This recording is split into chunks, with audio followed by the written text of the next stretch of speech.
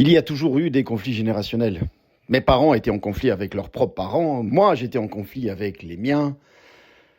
Aujourd'hui je suis en conflit avec les nouvelles générations, parce que évidemment la vision du monde et des choses a tellement évolué, de tous les points de vue, entre la nouvelle technologie, etc., etc., etc., etc. Mais je me souviens encore de mes débuts au football.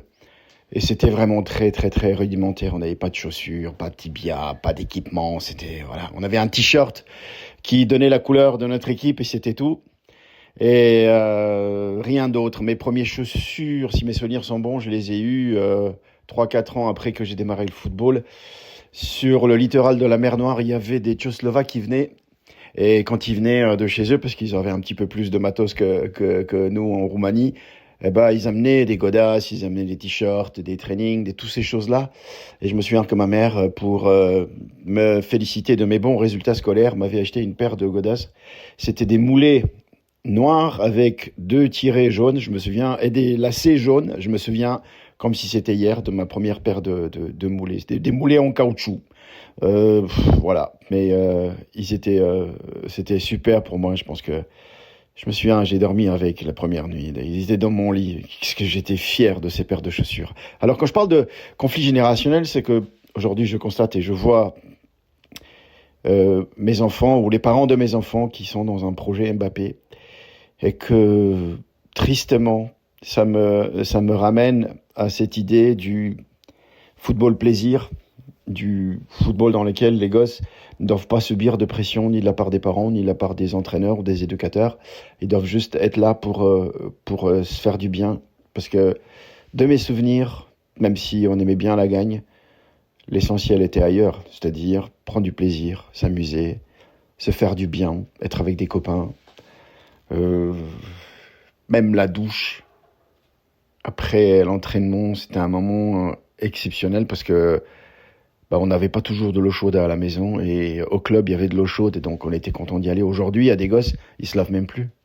Si tu leur demandes de venir avec une serviette et du shampoing et du gel douche pour se laver, limite t'es en mode harcèlement sexuel ou je sais pas quelle connerie, parce que il y a une telle pudeur mal placée que tu vas passer pour Epstein parce que tu demandes aux gosses de venir avec des serviettes, des claquettes et des gels douche pour se laver.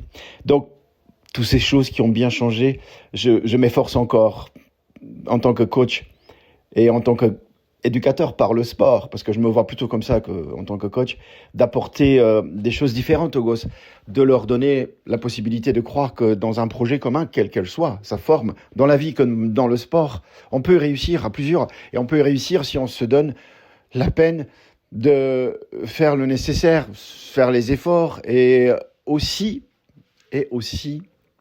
être accompagné par des gens compétents. Faire des hommes plus que des sportifs, étant donné le taux de concrétisation entre ceux qui viennent jouer la baballe et ceux qui finiront pro, j'aime autant vous dire que je préfère faire des hommes que des sportifs de haut niveau.